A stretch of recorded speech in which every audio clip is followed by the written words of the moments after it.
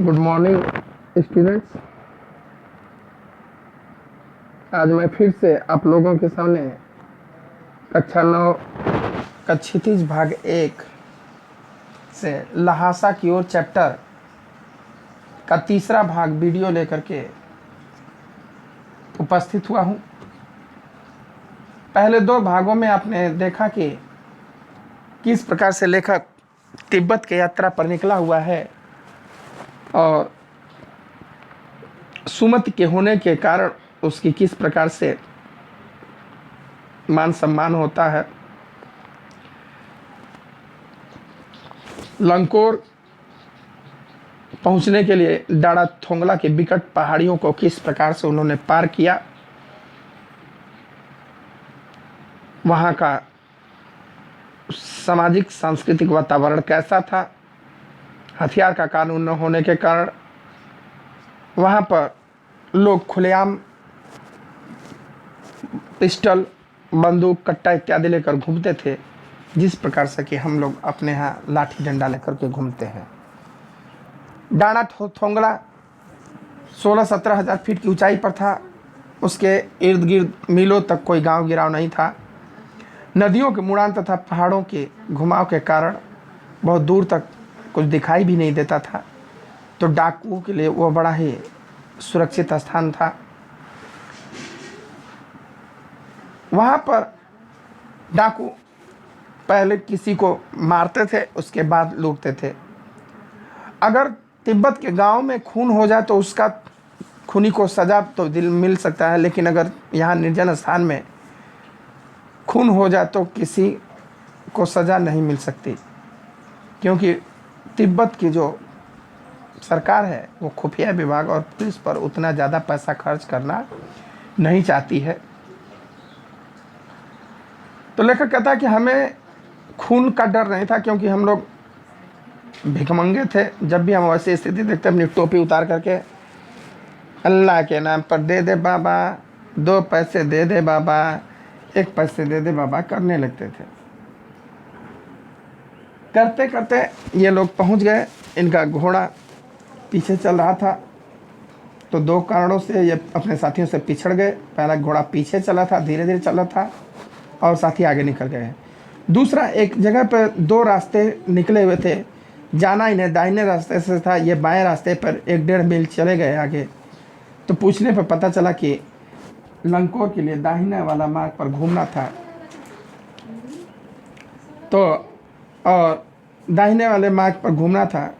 फिर वापस आकर के वहाँ पहुँचे तो सुमति इनका इंतज़ार कर रहे थे, काफ़ी गुस्से में थे। उन्होंने कहा कि 2-3 टोकरी कंडे हमने फूक डाले और 3 बार चाय भी गर्म कर दिया।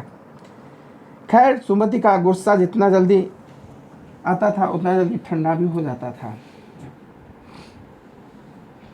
अब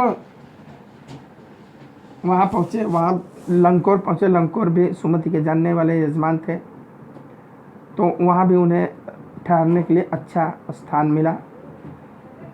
चाय गर्मा गर्म चाय पिए। उसके बाद फिर रात में गर्मा गर्म थुक्पा यानी सूप जिसको बोलते हैं,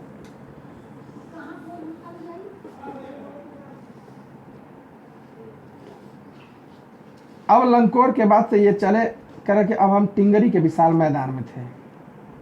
टिंगरी तिब्बत में ही मैदानी एरिया था, जो पहाड़ों से घिरा टापू सा मालूम होता था, जिसमें दूर एक छोटी सी पहाड़ी मैदान के भीतर दिखाई पड़ती थी। यहाँ तक आपको दूसरे वीडियो में पढ़े थे।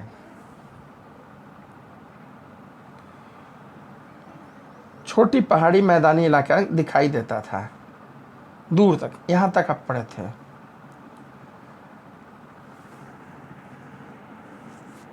उसी पहाड़ी का नाम है टिंगरी समाधिगिरी। उस पहाड़ी में बीच में एक पहाड़ी थी, उसका नाम था टिंगरी समाधिगिरी। आसपास के गांव भी में भी सुमति के कितने यजमान थे। कपड़े की पतली पतली चीरी बत्तियों के गंडे खत्म नहीं हो सकते थे, क्योंकि बोध गया से लाए गए कपड़े के खत्म हो जाने पर किसी भी कपड़े से बोध गया का गंडा बना लेते थे। वह अपने यजमानों के पास जाना चाहते थे। मैंने सोचा कि अब जाएंगे तो हफ्ता भर उधर लगा देंगे, इसलिए मैंने कहा कि जिस गांव में ठहरना हो उसमें भले ही गंडे बांट दो, अगर आसपास के गांव में मत जाओ। इसके लिए मैं तुम्हें लासा पहुंचकर रुपए दे दूंगा। सुमति जो कि एक जजमानी ब्राह्मण थे, थोड़ा सा लालची प्रवृत्ति के थे, तो बोध गया, बौद्ध धर्म में गया, जो हम लोगों का गया गदाधर कहते हैं, बौद्ध गया, उसका बड़ा महत्व है। जो भी बौद्ध भिक्षुक अगर जानता है, बौद्ध धर्म के अनुयायी, कि आप बौद्ध गया से आ रहे हैं, बौद्ध गया से आ रहे हैं, तो आपका बड़ा आदर सत्कार सम्मान होगा, और वहाँ के हर सामान को वो प्रसाद रूप में ग्रहण करते हैं। गंडा लोग बाजू में बांधते हैं या गले में पहनते हैं, वो धार्मिक मान्यता से। तो लोगों को सुमति ये कहते थे कि ये बोध गया से मैं गंडा लाया हूँ, देते थे, और उसके बदले लोग उनको कुछ रुपया पैसा भी देते थे। अब चूंकि कितना गंडा वो लाए होंगे, लेखक कहता कि वो कभी इनका गंडा समाप्त ही नहीं होता था। बोध गया से लाया हुआ गंडा उनका कभी समाप्त ही नहीं होता था। क्यों? क्योंकि अगर समाप्त हो गया तो किसी भी कपड़े का, वो कपड़े को फाड़ करके उसका गंडा बना लेते और कहते कि बोध गया से लाया हुआ। अब टिंगरी में भी इनके आसपास कई गांव में जानने वाले थे, जाना चाहते थे। लेखक से परमिशन लेना कि क्या मैं जा करके अपने कुछ यजमानों से मिला हूँ। लेखक समझते थे कि अगर ये गए वहाँ तो हफ्ता भर लगा देंगे, और लेखक जल्दी से जल्दी लहासा पहुँचना चाहता था। इसलिए कहा कि देखिए, जिस गांव में हम लोग ठहर रहे हैं उस गांव में तो आप दे लीजिए, बाकी अगल बगल के गांव में मत जाइए, काफ़ी लेट हो जाएगा। हाँ, उसके बदले कि अगर आपको नुकसान होता है, पैसा रुपया चाहिए, तो मैं लहासा पहुँच करके आपको रुपया भी दे दूंगा। सुमति ने स्वीकार किया। दूसरे दिन हमने भरिया ढूंढने की कोशिश की, लेकिन कोई ना मिला। भरिया जो भार उठाता हो, यानी अंग्रेजी भाषा में, आपके समझने भाषा में कूली। इसको कूली पहाड़ों पे क्या करते हैं कि लोग पिट्ठू होते हैं। अगर आप बुजुर्ग हैं, बीमार हैं, तो लोग आप कंधे पे बिठा के ले जाते हैं, उसके बदले पैसा लेते हैं। या आप सामान ज़्यादा है तो वो सामान ढोते हैं, आप उनके पीछे पीछे जाइए, उसको भरिया बोलते हैं। तो दूसरे दिन ये लोग सोचे कि भाई भरिया मिल जाए तो वो सामान हम लोगों का ले चले, तो हम लोग आराम से चले।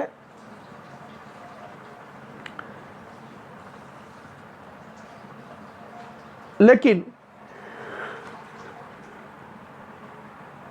कोई ना मिला। सवेरे ही चल दिए होते तो अच्छा था, लेकिन अब 10-11 बजे की तेज धूप में चलना पड़ रहा था। अब भरिया ढूंढने के चक्कर में लेट हो गया। भाई अगर सुबह चल दिए होते तो धूप होने से पहले पहुंचे थे, लेकिन 10-11 बजे की अब तेज धूप में चलना पड़ा था। तिब्बत की धूप भी बहुत कड़ी मालूम होती है। यद्यपि थोड़े से भी मोटे कपड़े से सिर को ढांक लें तो गर्मी खत्म हो जाती है। जो पहाड़ों की जो धूप है, आप लोग गए होंगे तो जानते होंगे, जो पहाड़ों की धूप है वो धूप तेज भी लगती है। अगर चेहरे पर लग रहा है तो चेहरा जलेगा, और पीठ पर छाव है तो पीठ गलन होगा, ठंडा लगेगा। या पीठ पर लग रहा है तो पीठ जलेगा और चेहरा ठंडा होगा। लेकिन अगर उसमें कपड़ा से आप ढक लें, जैसे कंबल इत्यादि से, तो राहत मिल जाती है। देखिए, जो कंबल वगैरह होता है, आप कड़ी धूप में भी अगर कंबल ओढ़ करके चलें तो आपको बड़ी राहत मिलेगी। लू नहीं लगेगा, बीमार नहीं होगा, गर्मी नहीं लगेगी, समझिए। इसलिए देखिए, जो चरवाहे होते थे, जो गडेरिए होते हैं, वो अपने कंधे पर हर वक्त कंबल लेते हैं। इस कड़ी धूप में भी वो कंबल ओढ़ते थे पहले, वो धूप से उन्हें बचाता था, गर्मी से। आप 2 बजे सूरज की ओर मुंह करके चल रहे हैं, ललाट धूप से जल रहा है और पीछे का कंधा बर्फ हो रहा है। यानी जिधर धूप लग रहा है वो पूरा जलेगा, इतना तेज गर्मी होगा, बर्दाश्त नहीं होगा। और जिधर धूप नहीं लग रहा वो ठंडा बर्फ की तरह गलेगा एकदम। देखिए, विरोधाभासी है। फिर हमने पीठ पर अपनी अपनी चीजें ला दी, डंडा हाथ में लिए और चल पड़े। डंडा होता है सपोर्ट, चढ़ाई जब चढ़ना होता है, डंडा बड़ा सपोर्ट काम होता है। आप लोगों में जो भी वैष्णो देवी गया होगा देखा होगा कि डंडा लेकर के लोग चलते हैं। तो डंडा लिए चल दिए लोग। यद्यपि सुमित के परिचित टिंगरी में भी थे, लेकिन वह एक और यजमान से मिलना चाहते थे, इसलिए आदमी मिलने का बहाना कर शेखर विहार की ओर चलने के लिए कहा। आदत से मजबूर, लालची थे। टिंगरी में भी इनके अभी यजमान थे, लेकिन कहे कि भाई हमें शेखर विहार में एक आदमी से मिलना है, थोड़ा चलना पड़ेगा। तो शेखर विहार की ओर चलने के लिए तिब्बत की बहुत जमीन अधिक छोटे बड़े जमींदारों में बटी थी। जो टिंगरी का विशाल मैदान था वो जमीन खेती बाड़ी की योग्य थी, तो वो जमीन छोटे बड़े जमींदारों के अंतर्गत थी। जमींदार यानी कि पूरी जमीन का मालिक कोई एक व्यक्ति होता था। वो आपको भाड़े पर, समझ लीजिए कि रेहन पेश की जो खेत कहलाता है उस पे दे देता है खेती करने के लिए। इन जागीरों का बहुत ज्यादा हिस्सा मठों या बिहारों के हाथ में होता था। मठ जहाँ साधु संत रहते हैं, बौद्ध भिक्षुक लोग रहते थे, उन बिहारों के हाथ में, मठों के हाथ में उन जागीरों का मालिक होते थे जमीनों के। अपनी अपनी जागीर में हर एक जागीरदार कुछ खेती खुद भी कराता था, जिसके लिए मजदूर बेगार में मिले थे। जो मठ का जो मठाधीश होता था वो खुद सारी जमीन उसके अंडर में होती थी, तो वो खुद खेती खुद करता था, कुछ तो दे देता था दूसरों को, खेती करके उसके बदले वो देते थे। अब जो खुद खेती करता था तो मठाधीश था, तो उसके लिए उसे मजदूर तो मिल जाते थे बेगार में, यानी फ्री में। बेगारी मतलब फ्री में, उसके बदले आपको कोई नगद भुगतान नहीं करना है, बाद में जो भी देखा होगा देखा जाएगा, लेकिन काम के बदले नगद भुगतान नहीं करना है, ये बेगार कहलाता है। तो उनके जो शिष्य थे, चेले चपाटे थे, वो लोग फ्री में उसमें काम करने के लिए मिल जाते थे। खेती का इंतजाम देखने के लिए वहाँ कोई भिक्षुक भेजा जाता है, जो जागीरदार के आदमियों के लिए राजा से कम नहीं होता था। अब गांव के लोग साधु महात्मा भाई बातों में मानते हैं, गुरुजी कहते हैं, तो गुरुजी काम फ्री में करते थे। और उनकी देख रेख के लिए कोई एक शिष्य चला जाता था, जो गुरुजी का परमानेंट प्रिय शिष्य होता था, वो चला जाता था। वो शिष्य उनके लिए जागीरदार से कम नहीं होता था, वो भी बड़ा रोब दिखाता था, मालिक अपने आप को समझता था। शेखर की खेती के मुखिया भिक्षुक नम से बड़े भद्र पुरुष थे। जो शेखर बिहार ये लोग पहुंचे तो वहाँ की जो खेती थी उसके मुखिया थे वहीं के भिक्षुक, नमसे नाम था उनका। बड़े ही भद्र पुरुष यानी सज्जन पुरुष थे।